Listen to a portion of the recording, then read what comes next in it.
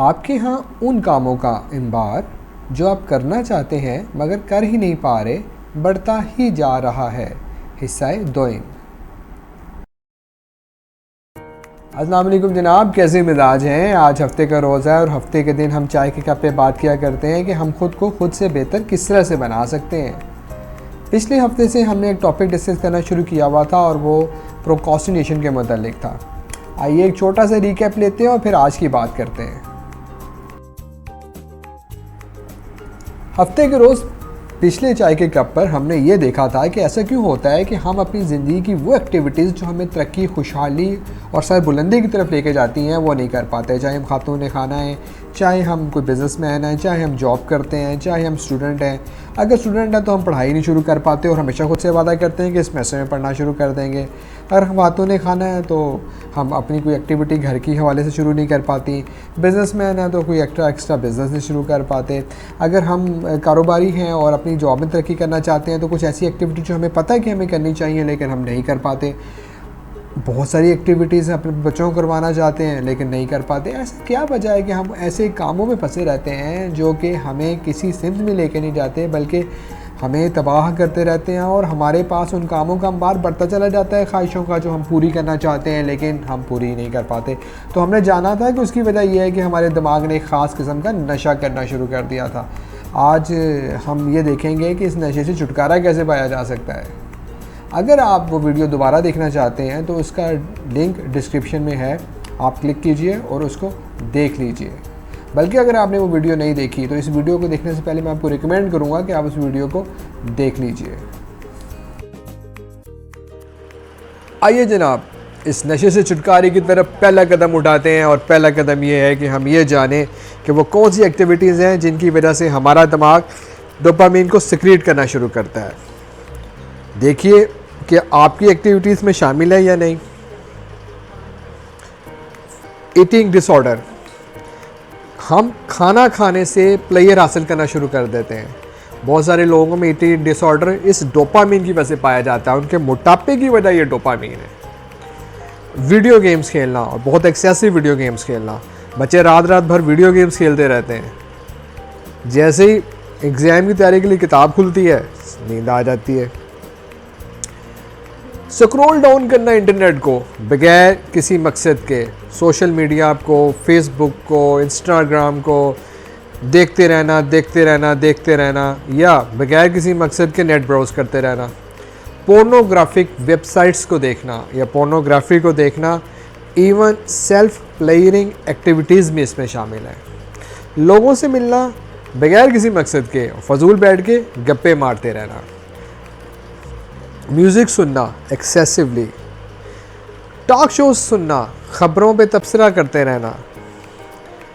एक बड़ी अजीबोगरीब बात ये हुई कि मेरे पास एक यूनिवर्सिटी ने एक स्टूडेंट रेफ़र किया और आप में से जो लोग मुझे जानते हैं वो ये ज़रूर जानते होंगे कि मैं स्टूडेंट कंसल्टेंसी प्रोवाइड करता हूँ। एक यूनिवर्सिटी के पैनल पे हूँ, एक इंटरनेशनल यूनिवर्सिटी के पैनल में हूँ। तो उनका एक अफ्रीकन स्टूडेंट था, वो उसने मेरे पास आया आज काउंसलिंग के लिए और काउंसलिंग के दौरान मेरी उससे जो बात हुई तो मुझे ये पता चला कि वो एक अजीबोगरीब किस्म के डिसऑर्डर में मुबतला है। और वो डिसऑर्डर ये है कि वो हद से ज़्यादा मोटिवेशनल टॉक्स सुनता है, मोटिवेशनल स्पीकर्स के शोज़ को जाके अटेंड करता है और इसके बावजूद वो कुछ नहीं कर पा रहा। उसका सारी की सारी डोपामाइन सिक्रेटिंग एक्टिविटी यही थी कि वो मोटिवेशनल वीडियोस देखता रहे और मोटिवेशनल लेक्चर सुनता रहे। बेतहाशा मोटिवेशनल लेक्चर सुनने के बावजूद लोग कुछ नहीं कर पाते। उसकी वजह यही है कि वो इस एक्टिविटी में से डोपामाइन सिक्रेट करना स्टार्ट कर देते हैं और अमली कदम उठा ही नहीं पाते। अच्छा, अब हमारे कुछ बिहेवियर्स हैं जो डोपामाइन सिक्रेटिंग एक्टिविटीज़ की वजह बनते हैं, जैसे खुद पे तरस खाना। एक अजीबोगरीब फ़िलासफ़ी है खुद पे तरस खाना और इस कदर तरस खाना कि आप में के अंदर दोबारा जो डोपामाइन सिक्रेट होने स्टार्ट हो जाती है और आप स्कूल में आ जाते हैं खुद पे तरस खा के। उसमें आपको किस्मत का गिला कर लें, लोगों के बारे में बात कर लें कि उसने आप पे जुल्म कर दिया, उसने आपने जुल्म कर दिया। लेकिन ये डोपामीन आपको क्रोनिक इफेक्ट की तरफ ले जाती है। मैं अभी थोड़ी देर में उससे बात करते हैं कि क्रोनिक इफेक्ट जो है ये होता क्या और किस तरह से आता है। एक बहुत ही ख़तरनाक रवैया डोपामीन के हवाला से, और ये है कि लोगों को जलील करके खुश होना। लोगों को जलील करके खुश होते हैं। आप अपने मुलाजिमिन को गालियाँ देते हैं, अपने से कम दर्जे के लोगों को जलील करके खुश होते हैं। इवन ऐसा भी होता है कई कभी कभार कि आप लोगों को जुगते मार के जलील करके मजाक में उनका मजाक उड़ा के उनकी बेइज्जती करके खुश होते हैं। ये भी एक डोपामिन सेक्रेटिंग एक्टिविटी है। तो नशे की छुटकारे की तरफ पहला कदम ये है कि आप ये जानें कि आप किस किस्म की एक्टिविटी से डोपामिन सेक्रेट करते हैं। इसके लिए हम आपको आज एक लॉग बुक भी देंगे मेंटेन करने के लिए।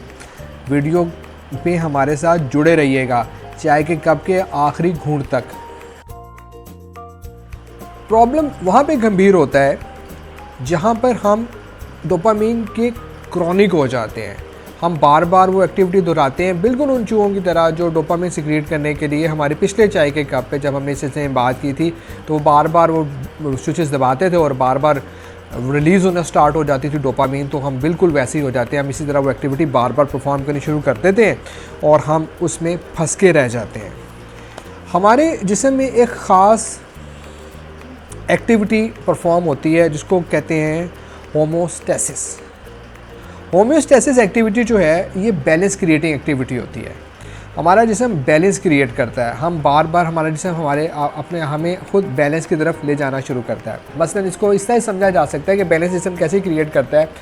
आप सर्दी में बाहर निकलते हैं और टेम्परेचर एनवायरनमेंट कम है और आपका जिस्म जो है वो उसको सर्दी महसूस होती है तो आपका जिस्म कांपना शुरू कर देता है। आप कांपते क्यों हैं? आप इसलिए कांपते हैं कि आपका जिस्म गर्म हो जाए। इस एक्टिविटी की वजह से आपका जिस्म गर्म हो जाए, मतलब आप देर से कांपते हैं तो आपका जिस्म का टेम्परेचर राइज होना स्टार्ट हो जाए तो आपका जिस्म जो है वो एक बैलेंस अचीव कर ले और हम नॉर्मल टेम्परेचर जो है जो 37 डिग्री सेल्सियस है या 98 डिग्री सेंटीग्रेड जो है उसके ऊपर हम आ जाएँ। इसी तरह से जब गर्मी का मौसम होता है और हम गर्मी में बाहर निकलते हैं तो हमारा जिस्म जो है वो एक और तरह की एक्टिविटी परफॉर्म करता है बैलेंस में आने के लिए। वो एक्टिविटी ये है कि हमारे जिस्म के पोर्स खुलते हैं और उसमें से पसीना सिक्रीट होना शुरू हो जाता है और हमारा जिस्म ठंडा होना शुरू हो जाता है ताकि हम जो हैं दोबारा से बैलेंस की तरफ चले जाना शुरू कर दें। अब एक आदमी जो है वो नशा करना शुरू कर देता है और वो नशे का आदी हो जाता है तो फिर क्या होता है? फिर ये होता है जनाब कि आस्ता आस्ता नशे का असर कम होना शुरू हो जाता है। खुदा न खास्ता कोई शख्स हेरोइन का आदी है और वो 1 ग्राम हेरोइन रहता है तो कुछ अर्से में 1 ग्राम हेरोइन बेअसर हो जाती है, वो 2 ग्राम पे शिफ्ट हो जाता है, 4 ग्राम पे शिफ्ट हो जाता है, 6 ग्राम पे शिफ्ट हो जाता है। आस्ता आस्ता असर बढ़ता चला जाता है। बिल्कुल इसी तरह से डोपामिन की सिक्रीशन एक्टिविटी जो है वो भी आपका जिस्म आस्ता आस्ता ज़्यादा डोपामिन मांगता है, ज़्यादा डोपामिन मांगता है। उससे क्या होता है? उससे ये होता है कि जो सारी एक्टिविटीज़ जो अभी हमने चॉकआउट की थी और आपसे बात की थी, जब भी आप वो एक्टिविटी परफॉर्म करते हैं आपका जिस्म एक ख़ास तरह की लज्जत उठाता है डोपामिन सिक्रीशन से। अब बच्चा सारी रात वीडियो गेम खेलता है क्योंकि उसको हाई डोपामिन की आदत पड़ गई है, वो किताब नहीं पढ़ता क्योंकि किताब एक लो डोपामिन एक्टिविटी है और उसका दिमाग उस जानिब माइल ही नहीं होता। अगर आप अपने बच्चों को मुसलसल मोबाइल दिखाते हैं और आपके बच्चों का स्क्रीन टाइम ज़्यादा है तो डरिए क्योंकि आपने अपने बच्चों को हाई डोपामिन एक्टिविटी का क्रॉनिक बनाने में पहला कदम उठा दिया है। अभी तक हम ये तो जान ही चुके हैं जनाब कि एक तरह का नशा है और हमें इससे छुटकारा पाने के लिए वैसे ही मेहनत करनी पड़ेगी जैसे बाकी नशों से छुटकारा पाने के लिए मेहनत की जाती है। आइए देखते हैं एक साहब को जिनका नाम है चू। पूरा नाम है जनरल चू। चू चाइना से थे और इंकलाबी फौज के कमांडरों में से एक थे। उस वक्त के ज़माने के मुताबिक जनरल चू अफ्यूम लिया करते थे, अफ्यूम के आदी थे। अब हुआ यूं कि चाइना में फ़ैसला ये किया गया कि जनाब जंग में फ़ौज में कोई भी ऐसा शख्स लड़ नहीं सकता जो कि अफ्यूम का नशा करता हो। अब जनरल साहब तो खुद अफ्यूम का नशा करते थे, अब क्या होगा क्या नहीं होगा। जनरल साहब ने ठानी है कि अफ्यूम का नशा छोड़ना है। सोने के लिए क्या किया उन्होंने ये किया कि एक दिन चुपचाप अपने घर से निकले और बंदरगाह की तरफ चले गए। वहाँ पर कुछ बदेसी जहाज़ आके लगते थे, मसलन अंगोरों के जहाज़ या पुर्तगालियों के जहाज़ जो चाइना के लोग नहीं थे और जनरल को नहीं जानते थे।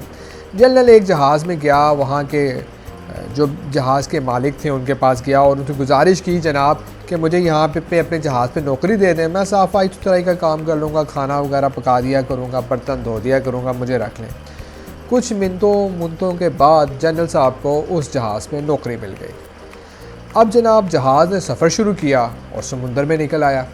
अफ्यूम तो जनरल साहब साथ लाए नहीं थे। अब क्या बनता? अब बनता ये कि जहाज़ वाले जो थे वो जनरल साहब की ठुकाई करते कि जनाब काम करें, और जनरल साहब नशे से दूरी में जहाज़ पर तड़पते, मजबूरन काम करना पड़ता। और जनरल चू ने अपना जिस्म बेकरारी में जहाज़ के तख्तों पर रगड़ दे तो उनके जिस्म पर ज़ख़म हो जाते, उनकी खाल उधड़नी शुरू हो जाती जब अफ्यूम की तलब बढ़ती। लेकिन जब वो जहाज़ वापस कुछ अरसे बाद घूम घुमा कर चाइना वापस पहुंचा तो जनरल चू जहाज़ से उतरे तो वो अफ्यूम को छोड़ चुके थे। मैं आपसे ये तो नहीं कहता कि आपके लिए इस नशे को छोड़ना इतना मुश्किल होगा, लेकिन आपको ज़रूर ये बता रहा हूँ कि अगर आप ज़िंदगी में वो कुछ करना चाहते हैं जो इससे पहले आप कभी ना कर पाए थे, अगर आप वज़न कम करना चाहते हैं, अगर आप एग्ज़ाम्स अच्छे मार्क्स से पास करना चाहते हैं, अगर आप अपने बच्चों के लिए कुछ प्रोडक्टिव करना चाहते हैं, अगर आप अपना साइड बिज़नेस स्टार्ट करना चाहते हैं, अगर आप अपनी जॉब में तरक्की करना चाहते हैं, अगर आप अपनी बेटरमेंट के लिए कुछ करना चाहते हैं, तो आपको इस डोपामीन के नशे से छुटकारा पाना ही पड़ेगा। इस वीडियो की डिस्क्रिप्शन में एक लॉग बुक मौजूद है, सिर्फ 2 सफ़ों की है। आपने ऐसा करना है कि उसको डाउनलोड कर लेना है, चाहे तो प्रिंट कर लें, चाहे तो अपने पीसी में रख लें, अपने मोबाइल में रख लें। प्रिंट कर लें तो ज़्यादा अच्छी बात है। अपना लॉग मेंटेन करें कि जब भी आप ऐसी एक्टिविटी में इन्वॉल्व होने लगते हैं जो आपके लिए फ़ायदा मंद होती है, तो आपका दिमाग आपको किन एक्टिविटीज़ में उलझा देता है या किन एक्टिविटीज़ में उलझ के आप अपना पूरा दिन ज़ाया कर लेते हैं और बर्बाद कर लेते हैं। उन वजूहात की तलाश करें जिनकी बिना पर आपके दिमाग में डोपामीन का इखराज शुरू होता है, ताकि हम अगले स्टेप की तरफ बढ़ सकें। हम उस नस्ल से ताल्लुक़ रखते हैं या हम उस दौर में जी रहे हैं जहाँ पे हर आदमी दुआ करता है कि या अल्लाह ताला जी मुझे सब्र दे दीजिए, मगर जल्दी जल्दी। तो ये जल्दी ये काम नहीं होना। इस हफ्ते में हमें आइडेंटिफाई करना है उन चीज़ों को जो डोपामिन सेक्रेशन का बायस बनती हैं। ज़रूर इस लॉग बुक को डाउनलोड कीजिएगा, इसे फिल आउट कीजिएगा। अगर आप इससे निजात हासिल करना चाहते हैं तो याद रखिए इसका शॉर्टकट कोई नहीं है। शॉर्टकट की तरफ जाएंगे तो फिर एक नए भंवर में फंस जाएंगे। आपका दिमाग आज आपको ये ज़रूर कहेगा कि जनाब लंबा काम है, छोड़ दीजिए, ना कीजिए। शॉर्टकट की तरफ जाते हैं कोई ना कोई शॉर्टकट मिल जाएगा। इसका कोई शॉर्टकट नहीं है, इससे कम पे ये मुमकिन ही नहीं है। दिमाग के बहकावे में ना आइएगा, दुरुस्त चीज़ पे अमल कीजिएगा।